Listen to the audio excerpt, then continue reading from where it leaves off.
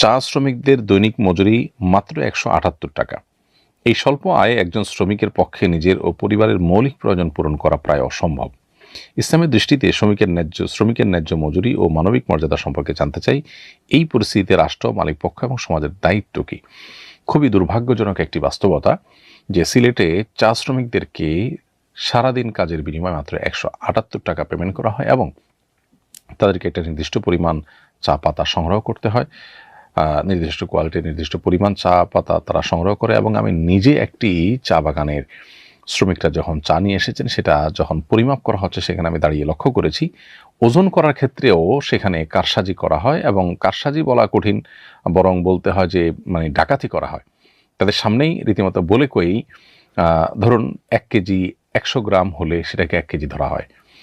তো এরকম মানে এক্সাক্ট মাপটা আমার মনে নেই, বাট এরকমটি আমি চোখের সামনে দাঁড়িয়ে থেকে দেখেছি যে এরকমটি হয়েছে। তাহলে চা শ্রমিকদের প্রতি এই যে অবিচার, একে তো তাদের ন্যায্য মূল্য দেওয়া হচ্ছে না, দ্বিতীয়ত তাদেরকে ধোঁকা দেওয়া হচ্ছে এবং তাদের হক নষ্ট করা হচ্ছে ওজনে বেশি নিয়ে।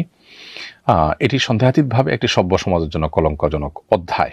আমাদের প্রত্যেকটা মানুষের এই অন্যায়ের বিরুদ্ধে কথা বলা দরকার। আমি এর তীব্র প্রতিবাদ জানাই এবং আমি আশা করি যে চা শ্রমিকদের তাদের পরিচয় যাই হোক না কেন, তারা একজন শ্রমিক হিসাবে তারা ন্যায্য মজুরি পাবার হক রাখে। নবী করিম সাল্লাল্লাহু আলাইহি ওয়াসাল্লাম বলেছেন, তোমাদের অধীনে যারা থাকবে তাদেরকে তোমরা যা খাও তাদেরকে তা খাওয়াবে, তোমরা যা পড়ো তাদেরকে তা পড়াবে। অর্থাৎ তাদেরকে কি পরিমাণ দেবো আমি, কোয়ালিটিটা এমন হবে যে আমার মানটা সে মেনটেন করতে পারে।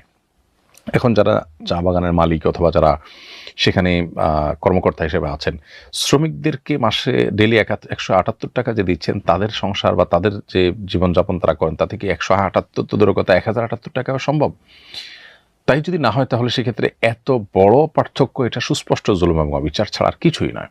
এটা রীতিমতো তাদের অধিকার লঙ্ঘন করা, তাদের হক নষ্ট করা শামিল। অতএব যে কোনো মূল্যে যে কোনোভাবে এটি নিশ্চিত করা দরকার। এখানে রাষ্ট্রের, এখানে সমাজের, এখানে সংশ্লিষ্ট কর্তৃপক্ষের এবং চা বাগান মালিকের ইনভলভেশন থাকা দরকার এবং প্রত্যেকের আন্তরিক উদ্যোগে এই সমস্যাটার সমাধান হওয়া দরকার। দীর্ঘদিন থেকে এটা নিয়ে আলোচনাও তুঙ্গে উঠেছে বিভিন্ন সময়, কিন্তু দুর্ভাগ্যজনকভাবে এটি এখনও পর্যন্ত সমাধানের কোনো পথ আমরা দেখতে পাইনি। আসুন্নাহ ফাউন্ডেশন থেকে আমরা যত সহযোগিতামূলক প্রজেক্ট বা আপনার সেবামূলক কাজ পরিচালনা করে থাকি দেশব্যাপী, সেখানে আমরা সবসময় পিছিয়ে থাকা জনগোষ্ঠীকে বিশেষভাবে প্রায়োরিটি দিয়ে থাকি।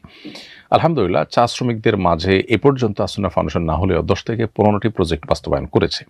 শীতবস্ত্র বলুন কিংবা খাদ্য বিতরণ বলুন, অন্যান্য ক্ষেত্রে আমরা চা শ্রমিকদেরকে বিশেষ প্রায়োরিটি দিয়ে তাদের জন্য আমাদের সাধ্য অনুযায়ী আমরা সহায়তা পৌঁছানোর চেষ্টা করে থাকি। কিন্তু এটা তো স্থায়ী কোনো সমাধান না। তাদের